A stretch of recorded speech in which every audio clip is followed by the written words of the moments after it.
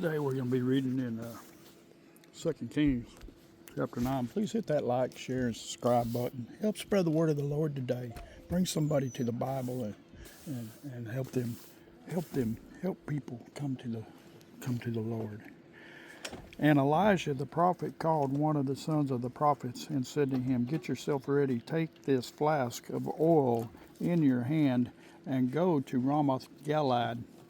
Now, when you arrive at that place, look there for Jua the son of Josaphat, the son of Nashim, and go and make him rise up from among his associates and take him to the inner room.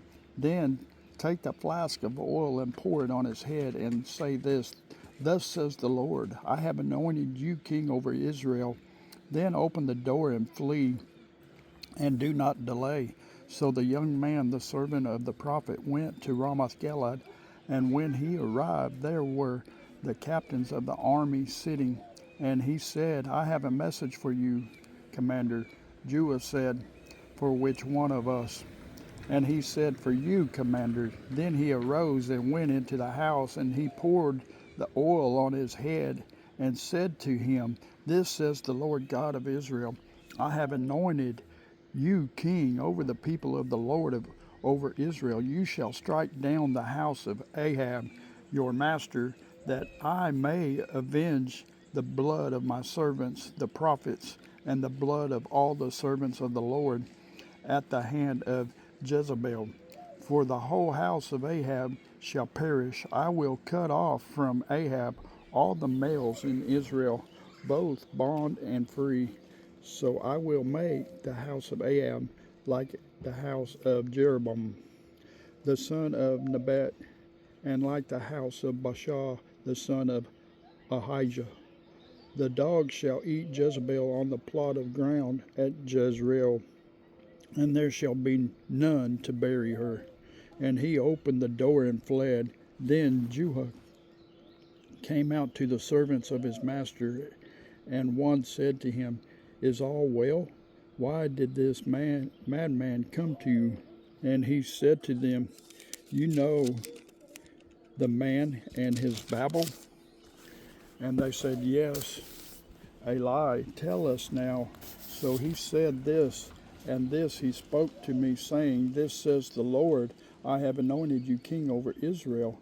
Then each man hasted to take his garment and put it under him on the top of the steps.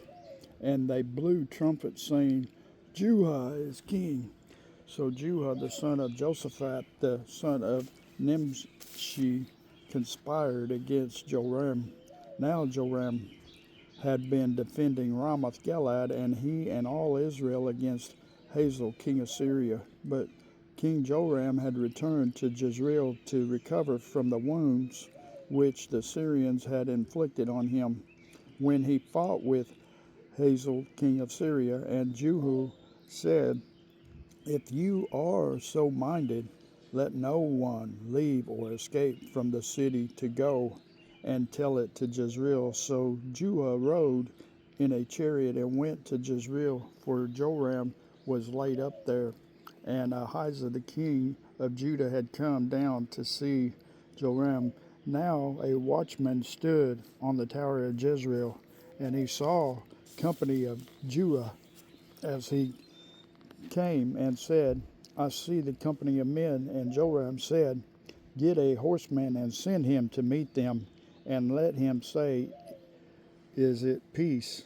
So the horseman went to meet him and said, "This is the king, is it peace?" And Judah said, "What have you to do with peace? Turn around and follow me." So the watchman reported, saying, "The messenger went to them, but is not coming back." Then he sent out a second horseman, who came to them and said, "This is the king, is it peace?" And Judah answered, "What have you to do with peace? Turn around and follow me." So the watchman reported, saying, "He went up to them and is not coming back." And the driving is like the driving of Judah the son of Nishi, for he drives furiously. Then Joram said, "Make ready." And his chariot was made ready. Then the king of Israel And Harazah the king of Judah went out, each in his chariot, and they went out to meet Judah, and met him on the property of Naboth the Jezreelite. Now it happened when Joram saw Judah that he said, Is it peace, Judah? So he answered, What is peace as long as the heretics trees of your mother Jezebel and her witchcraft are so many?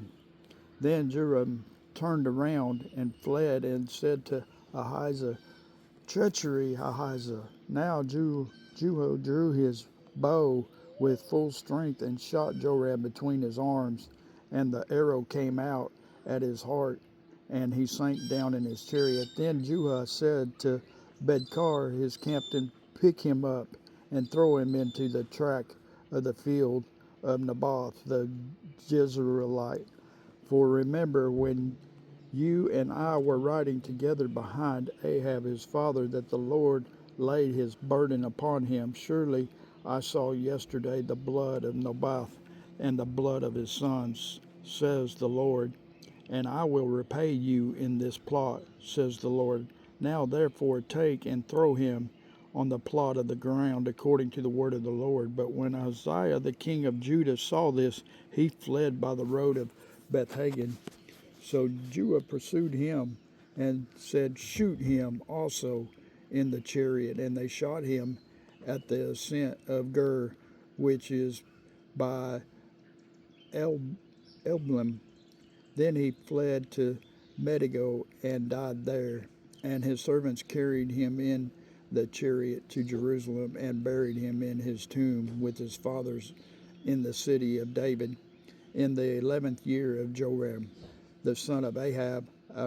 Ahijah had become king over Judah. Now, when Juhad had come to Jezreel, Jezebel heard of it, and she put paint on her eyes and adorned her head, and looked through a window. Then, as Judah entered at the gate, she said, Is it peace, Zimri, murderer of your master? And he looked up at the window and said, Who is on my side?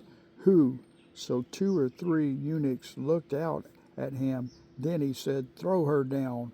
So they threw her down, and some of her blood splattered on the wall and on the horses, and he trampled her underfoot. And when he had gone in, he ate and drank, and he said, Go now, see to this accursed woman, and bury her, for she was a king's daughter. So they went and buried her, but they found no more of her than the skull and the feet of the palms of her hands.